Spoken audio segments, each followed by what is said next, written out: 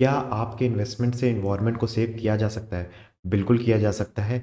इस वीडियो में ऐसे ही एक इन्वेस्टमेंट के बारे में जानेंगे। तो इस इन्वेस्टमेंट ऑप्शन को जानने से पहले थोड़ा बैकग्राउंड जान लेते हैं। तो हम सभी को पता है कि ग्लोबल वार्मिंग और क्लाइमेट चेंज कितना ज़्यादा रियल हो गया है आजकल की डेट में, और एयर पॉल्यूशन और एयर क्वालिटी इंडेक्स तो हम लोग आसपास के अपने शहरों में देखते हैं कि कितना ज़्यादा पुअर होता जा रहा है और दिन पर दिन इन्वायरमेंट डिटोरिएट होता जा रहा है। तो अब इन्वायरमेंट को सेव करना it's not an option for us, it is a need of the hour कि ये चीज़ हम लोगों को करनी ही करनी है। और इस चीज़ को करने के लिए कई सारी कंट्रीज़ ने कार्बन नेट न्यूट्रल होने के लिए टारगेट सेट किए हैं डिफरेंट डिफरेंट। तो अगर इंडिया का टारगेट लेके चले तो रिसेंटली पीएम ने अनाउंस किया था कि इंडिया 2070 तक कार्बन न्यूट्रल हो जाएगा। इसका मतलब जितना ज़्यादा कार्बन डाइऑक्साइड इंडिया प्रोड्यूस करेगा उतना ही ज़्यादा कार्बन डाइऑक्साइड और उसके इक्विवेलेंट CO2 गैसेस को वो ख़त्म भी करेगा। अगर और डिफरेंट कंट्रीज़ के टारगेट लेके चलें तो इस चार्ट में हम लोग देख सकते हैं डिफरेंट डिफरेंट कंट्रीज़ ने जो टारगेट सेट किए हैं कार्बन न्यूट्रल होने के। तो इस चार्ट में अगर नीचे आए तो कुछ कंट्रीज़ ने तो इसको अचीव भी कर लिया है। भूटान और एक और कंट्री है जिसने अचीव कर लिया ये टारगेट ऑलरेडी।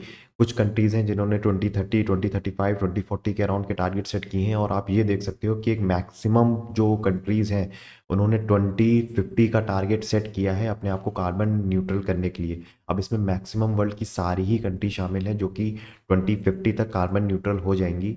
इस मैप में आप देख सकते हो जितने भी ब्लू कलर से मैप्ड कंट्रीज हैं उन सारी कंट्रीज का टारगेट 2050 है कार्बन न्यूट्रल होने के लिए। और मैक्सिमम सारी कंट्रीज इसी रेडार में फॉल करती हैं। चाइना और यूक्रेन ऐसी कंट्रीज हैं जिन्होंने 2060 का टारगेट रखा है और इंडिया में 2070 का टारगेट है कार्बन न्यूट्रल होने के लिए। अब अगर किसी भी कंट्री को ये टारगेट मीट करने हैं अपने गिवन टाइम पे तो इसका ये मतलब है कि उनको कर्ब करने हैं CO2 एमिशंस। और इन सारी कंट्रीज को कोई रेन्यूएबल फॉर्म ऑफ एनर्जी पे शिफ्ट होना पड़ेगा। फॉर एग्जांपल सोलर एनर्जी हो गई, विंड एनर्जी हो गई या फिर न्यूक्लियर एनर्जी हो गई, जिस एनर्जी के बेसिस पे जिन कंट्रीज का जितना भी कंजम्पशन है एनर्जी का वो उसको कंज्यूम करेंगे। बट केवल इलेक्ट्रिसिटी ही प्रोड्यूस करना इकलौता सेक्टर नहीं है वर्ल्ड में जो कि CO2 गैसेस को एमिट करता है। और भी कई सारे सेक्टर्स हैं। अब इस चार्ट में आप देख सकते हो कि मैक्सिमम सेक्टर्स जो कंट्रीब्यूशन देते हैं टोटल वर्ल्ड के कार्बन डाइऑक्साइड एमिशंस या फिर ग्रीन हाउस गैसेस के एमिशंस में, तो एनर्जी सेक्टर उसमें 73% कंट्रीब्यूट करता है। बट ये एनर्जी कंप्लीट में आइसोलेटेड सेक्टर नहीं है। इसमें आप देख सकते हो और भी डिफरेंट सेक्टर कंबाइंड है। फॉर एग्जांपल यहाँ पे बिल्डिंग्स इंक्लूडेड है, इंफ्रास्ट्रक्चर इंक्लूडेड है, ट्रांसपोर्टेशन इंक्लूडेड है और इंडस्ट्री में जो भी एनर्जी यूज होती है उनका भी इंक्लूजन है। इसका मतलब केवल जो इलेक्ट्रिसिटी प्रोडक्शन हो रहा है उसकी बात नहीं हो रही है, और भी डिफरेंट डिफरेंट तरीके के सेक्टर जो कि एनर्जी को यूज करते हैं उनका इंक्लूजन इसमें है। इसके अलावा अगर एग्रीकल्चर सेक्टर की बात करके चले तो वो अराउंड 18.5% कंट्रीब्यूट करता है टोटल वर्ल्ड के carbon dioxide green house gas के एमिशंस में। तो अब अगर आपको ये सारे एमिशंस कम करने हैं तो एक चीज तो डेफिनेट है कि हम लोग को एक रेन्यूएबल फॉर्म ऑफ एनर्जी में शिफ्ट होना पड़ेगा। बट ये हर चीज के लिए नहीं किया जा सकता। फॉर एग्जाम्पल कुछ इंडस्ट्रीज ऐसी हैं जो कि ऐसे गुड्स प्रोड्यूस करती हैं जिनकी वजह से CO2 एमिशंस होंगे ही होंगे।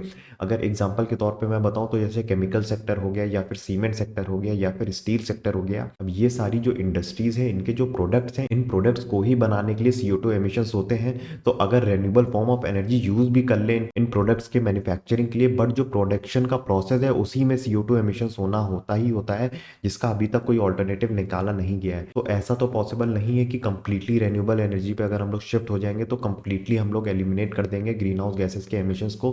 कुछ सेक्टर्स में ये कंपलसरीली होना ही होना पड़ेगा क्योंकि उनका मैन्युफैक्चरिंग प्रोसेस ऐसा है। तो इस चीज़ को भी कैसे टैकल किया जाए, तो इस चीज़ का सबसे बेस्ट सोल्यूशन जो आज की डेट में कंट्रीज ने निकाला है वो है कार्बन क्रेडिट्स। अब होते क्या है ये कार्बन क्रेडिट्स, तो विकिपीडिया के according carbon credit is a generic term use for any tradeable certificate or permit representing the right to emit 1 ton of carbon dioxide or equivalent amount of different greenhouse gases. इसका मतलब जो carbon credits होते हैं वो allow करते हैं किसी भी पर्टिकुलर इंडस्ट्री को एक certain amount of carbon dioxide emit करने के लिए, और जो एक कार्बन क्रेडिट होता है वो इक्विवेलेंट होता है 1 टन ऑफ कार्बन डाइऑक्साइड या फिर उसी के इक्विवेलेंट ग्रीन हाउस गैसेस को एमिट करने के लिए। तो अगर एग्जाम्पल के तौर पे लेके चलें तो अगर किसी कंपनी को 100 कार्बन क्रेडिट्स अलॉट किए गए हैं तो वो पूरे साल में 100 कार्बन क्रेडिट्स के इक्विवेलेंट या फिर 100 tons of carbon dioxide emission कर सकती है इन्वायरमेंट में। अगर उसके ऊपर उसको एमिट करना है तो उसको और कार्बन क्रेडिट परचेज करने पड़ेंगे मार्केट से। तो ये जो कार्बन क्रेडिट का सिस्टम है ये एक कैप एंड ट्रेड के बेसिस पे चलता है। मतलब किसी भी पर्टिकुलर कंट्री की गवर्नमेंट जो है वो कैप लगा देती है वहां की इंडस्ट्रीज या फिर कह के चले वहां की कंपनीज पे कि वो एक certain amount of CO2 emissions कर सकती हैं जिसके अगेंस्ट उनको कुछ कार्बन क्रेडिट अलॉट होते हैं। अब अगर उन कंपनी को उससे ज़्यादा कार्बन डाइऑक्साइड एमिट करने हैं अपने मैन्युफैक्चरिंग प्रोसेस के लिए या अपने किसी भी प्रोसेस के लिए तो उनको दो तो वो ये 2 चीज़ों से कर सकते हैं, या तो वो ऐसे प्रोजेक्ट्स में इन्वेस्ट करें जिसकी वजह से कार्बन डाइऑक्साइड एमिशंस जो हैं वो कम हो एनवायरनमेंट में, या फिर उनको कार्बन क्रेडिट परचेज करने पड़ेंगे मार्केट से। अब उनको देगा कौन ये कार्बन क्रेडिट्स? तो कुछ कंपनीज ऐसी भी हो सकती हैं जिनको कार्बन क्रेडिट्स अलॉट तो हुए थे बट वो पूरे यूटिलाइज नहीं कर पाए, इसका मतलब वो कार्बन क्रेडिट के सरप्लस पे चल रहे हैं। तो ऐसी कंपनीज जो होती हैं वो कार्बन क्रेडिट को सेल कर सकती हैं ऐसी कंपनीज को जो कार्बन क्रेडिट के डेफिसिट में चल रही हैं। और ये कार्बन क्रेडिट्स और भी कमाए जा सकते हैं अगर डिफरेंट डिफरेंट कंपनीज किसी भी ऐसे प्रोजेक्ट पे काम करती हैं जो कि CO2 एमिशंस या फिर इक्विवेलेंट ग्रीन हाउस गैसेस के एमिशंस को कम करता है एनवायरनमेंट में। तो अगर मान के चलें कोई IT कंपनी है जिसका इन जनरल CO2 एमिशंस तो ज़्यादा नहीं होगा और वो ऐसे प्रोजेक्ट्स पे भी कंट्रीब्यूशन दे रही है जिसकी वजह से CO2 एमिशंस कम हो रहे हैं, तो इन जनरल वो IT कंपनी कार्बन क्रेडिट के सरप्लस पे चल रही होगी, जो कि वो सेल ऑफ कर सकती है ऐसी कंपनी को जिसको कार्बन क्रेडिट की रिक्वायरमेंट है। अब ये कार्बन क्रेडिट इतने रेलिवेंट क्यों है? तो ये तो हम लोग जान चुके हैं कि अगर कोई भी कंपनी है जो कि कार्बन क्रेडिट के डेफिसिट पे चल रही है और उसको और कार्बन क्रेडिट्स चाहिए अपनी मैन्युफैक्चरिंग कंटिन्यू करने के लिए, तो या तो उसको किसी प्रोजेक्ट में इन्वेस्ट करना होगा जो कि CO2 एमिशंस कम करेगी, या फिर उसको परचेज करने होंगे। दोनों ही केस में उसको इन्वेस्टमेंट करना होगा। अब कॉस्ट ऑफ प्रोडक्शन इंक्रीज शुरू में तो उतना ज़्यादा इफेक्ट नहीं डालेगा कंपनी को, बट जैसे जैसे इन कार्बन क्रेडिट्स की स्केर्सिटी बढ़ती जाएगी और ये और ज़्यादा महंगे होते जाएंगे, वैसे वैसे इन कंपनीज की कॉस्ट ऑफ प्रोडक्शन हो सकता है ऐसे लेवल तक इंक्रीज करने लगे कि ये कंपनीज मजबूर हो सकती हैं ऐसे ऑल्टरनेटिव को ढूंढने के लिए अपना सेम मैन्युफैक्चरिंग प्रोसेस को कंटिन्यू करने के लिए जिस प्रोसेस में CO2 एमिशंस कम से कम हो। इसका मतलब इनवेरिएबली ये कंपनीज जो हैं जो CO2 एमिशंस कम करेंगी और जो डिफरेंट डिफरेंट कंट्रीज का कार्बन न्यूट्रलिटी का टारगेट है डिफरेंट डिफरेंट ईयर्स में, वो मीटअप हो सकता है। तो कार्बन क्रेडिट इसलिए इतने ज़्यादा रेलिवेंट है। अब इस चीज़ का मतलब है कि जैसे जैसे कैप एंड ट्रेड सिस्टम और कंपनीज पे अप्लाई होगा और ज़्यादा ज़्यादा कंट्री इस चीज़ को इम्प्लीमेंट करेंगी अपने यहाँ पे, वैसे ही वैसे कार्बन क्रेडिट्स की जो वैल्यू है वो बढ़ने लगेगी। तो ये एक बहुत ही अच्छा इन्वेस्टमेंट ऑप्शन हो सकता है। और अगर आप इस कार्बन क्रेडिट के ऑप्शन में इन्वेस्ट भी करते हो तो आपके इन्वेस्टमेंट से एक्चुअली में बेनिफिट भी होगा एनवायरनमेंट को। अब वो कैसे होगा? मान लो आप कोई कार्बन क्रेडिट होल्ड करके बैठ जाते हो और कोई दूसरी कंपनी है जिसको कार्बन क्रेडिट चाहिए, तो अगर आप उस कार्बन क्रेडिट को ट्रेडिंग के लिए नहीं यूज़ कर रहे, केवल इन्वेस्टिंग के लिए यूज़ कर रहे हो, तो उसकी सप्लाई जो है वो कम हो जाएगी। और क्योंकि कुछ कंपनीज ऐसी होंगी जिनको अपनी मैन्युफैक्चरिंग पूरी करने के लिए कार्बन क्रेडिट्स चाहिए ही चाहिए होंगे, तो उनकी डिमांड बढ़ जाएगी जिसकी वजह से कार्बन क्रेडिट्स के प्राइस शूटअप हो जाएंगे। और जितने ज़्यादा प्राइस शूटअप हो जाएंगे उतना ही ज़्यादा ये कंपनीज मजबूर हो जाएंगी ऐसे प्रोडक्शन प्रोसेस को फॉलो करने के लिए जिसकी वजह से CO2 एमिशंस कम हो एनवायरनमेंट में। तो एक्चुअली में जो आप इन्वेस्ट करोगे कार्बन क्रेडिट्स में, उसकी वजह से आपको तो फायदा होगा ही होगा, आप तो रिच बनोगे ही बनोगे, साथ ही साथ इन्वायरमेंट का भी फायदा होगा, इन्वायरमेंट भी सेव होगा। तो कैसे करा जा सकता है कार्बन क्रेडिट्स में इन्वेस्टमेंट? तो अगर अभी की बात लेके चलें तो ये मार्केट अभी बहुत ही ज़्यादा इमेच्योर है। केवल यूरोपियन यूनियन EU में ही ये मार्केट इंप्लीमेंटेड है, और भी कुछ कंट्रीज में, फॉर एग्जांपल US में भी कार्बन क्रेडिट्स के फ्यूचर जो हैं वो ट्रेड होते हैं।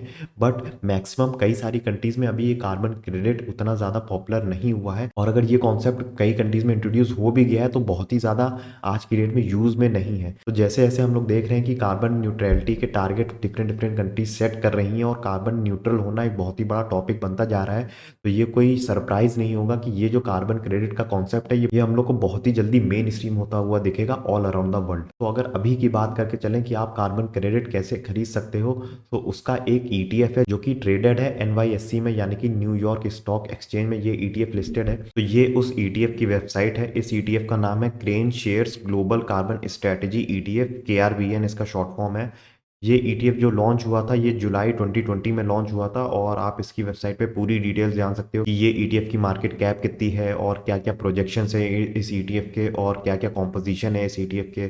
सो मेजरली इस ETF के 3 कॉम्पोजिशन है, जो कि है यूरोपियन यूनियन अलाउंसेस, EUA। अब EUA रिस्पॉन्सिबल है EU में जितनी भी कार्बन क्रेडिट्स के फ्यूचर की ट्रेडिंग होती है उसके लिए, और कैलिफोर्निया कार्बन अलाउंसेस और regional green house gas initiative. अब इसमें से EUA का ही सबसे मेजर कंट्रीब्यूशन है इसके कॉम्पोजिशन में। तो आप इस वेबसाइट पे इस ETF की पूरी डिटेल जान सकते हो, यहाँ से आप इसकी फैक्ट शीट भी डाउनलोड कर सकते हो। इस वेबसाइट का लिंक मैं अपने डिस्क्रिप्शन बॉक्स में दे दूंगा, तो आप उसको जाके ज़रूर चेक कर लेना। अब अगर इस ETF के पिछले 1 साल के परफॉर्मेंस की बात करके चलें, तो ये इस ETF का चार्ट है, और अगर मैं इसको लास्ट 1 ईयर में चेक करके चलूँ तो अराउंड जनवरी 21 में ये $24 के अराउंड ट्रेड कर रहा था, जो कि आज की रेट में $52 के अराउंड है। तो मतलब 100% से भी ज़्यादा का रिटर्न दिया है इसने पास्ट 1 ईयर में। और अभी आप ये समझ के चलिए कि ये जो मार्केट है बहुत ही ज़्यादा इमैच्योर है, और जैसे जैसे डिफरेंट डिफरेंट कंट्रीज़ में ये कार्बन क्रेडिट का कॉन्सेप्ट इंप्लीमेंट होता जाएगा, तो मेरे अकॉर्डिंग तो ये मार्केट में आपको इससे भी ज़्यादा रिटर्न इन द फ्यूचर देखने को मिल सकती है। बट आपको अपनी रिसर्च ज़रूर करनी है कोई भी इन्वेस्टमेंट डिसीजन लेने से पहले। और इस ETF के रिसर्च के अकॉर्डिंग भी आप देख सकते हो कि it is estimated that carbon allowances prices need to reach $147 per ton of CO2 to meet a 1.5 degree of global warming limit. तो करेंटली ये अराउंड $52 पे ट्रेड हो रहे हैं, और अगर इसका एस्टिमेट लेके चलें $147 का, तो भी इसमें अच्छी खासी रिटर्न बनाई जा सकती है इन द फ्यूचर। बट ये चीज़ खाली एक एस्टिमेट है, आप अपनी रिसर्च जरूर कर लेना इस क्लास में इन्वेस्ट करने से पहले, क्योंकि ये क्लास अभी बहुत ही ज़्यादा इमेच्योर है, और इनकी जो मार्केट है जहाँ पे सारे ये कार्बन क्रेडिट्स ट्रेडेड होते हैं वो भी अभी बहुत ही ज़्यादा मेच्योर नहीं है। कुछ कुछ इंस्टेंसेस पे तो ये भी देखा गया था कि एक ही कार्बन क्रेडिट को यूटिलाइज करके कई सारे tons of carbon CO2 emissions किए थे डिफरेंट डिफरेंट कंपनीज पे एक टाइम पे, और भी कई सारी मेच्योरिटीज हैं। बट मेरा पर्सनली ऐसा मानना है कि CO2 इमिशंस को एलिमिनेट करना अब नीड ऑफ द आवर है। तो ये चीज़ अभी हो सकता है मेच्योर हो, अभी उतनी मेच्योर ना हुई हो, लेकिन फ्यूचर में इसको मेच्योर होना ही पड़ेगा। डिफरेंट डिफरेंट कंट्रीज मीट करना चाहती हैं अपने कार्बन न्यूट्रल होने के टारगेट्स को। और अगर आपको इस ETF में इन्वेस्ट करना है तो आप किसी भी ब्रोकर के थ्रू इन्वेस्ट कर सकते हो जो कि आपको US स्टॉक में इन्वेस्ट करने की परमिशन देता है। तो IND money one of the platform है जो कि पर्सनली मैं यूज़ करता हूँ, बट आप चाहो तो अपनी पसंद का कोई भी प्लेटफॉर्म ट्राई कर सकते हो इस ETF में इन्वेस्ट करने के लिए। अब इसके अलावा क्या और भी कोई तरीका है कि हम लोग इन पे इन्वेस्ट कर सकते हैं? हाँ, कुछ तरीके और हैं, लेकिन अभी उन तरीकों के बारे में मैंने बहुत ही ज़्यादा रिसर्च नहीं की है, मैं बहुत ही ज़्यादा खुद कॉन्फिडेंट नहीं हूँ, इसीलिए मैं इस वीडियो में आपके साथ वो शेयर नहीं कर रहा हूँ। बट आप लोग अपनी खुद की रिसर्च ज़रूर कर सकते हो, और अगर आपको कोई और ऑप्शंस पता हो जिसके थ्रू कार्बन क्रेडिट्स में इन्वेस्टमेंट किया जा सकता है, तो आप मेरे को कॉमेंट्स में लिख के ज़रूर बताना। मैं भी जानना चाहता हूँ कि और क्या क्या रास्ते हैं इन कार्बन क्रेडिट्स में इन्वेस्टमेंट करने के लिए। इस वीडियो में मैंने जितनी भी इन्फॉर्मेशन शेयर की है ये केवल एजुकेशनल पॉइंट ऑफ व्यू से मैंने शेयर करी है, ये कोई भी मैं बाइंग या सेलिंग रिकमेंडेशन नहीं दे रहा हूँ। ये मेरे सारे खुद के पर्सनल ओपिनियन है कि मुझे क्या लगता है कार्बन क्रेडिट्स के बारे में और उनके फ्यूचर के बारे में। तो अगर आपको वीडियो पसंद आई है तो लाइक ज़रूर कर देना, और इसी तरह के और अपडेट्स पाने के लिए मेरे चैनल को भी ज़रूर सब्सक्राइब करें। तब तक के लिए बाय बाय।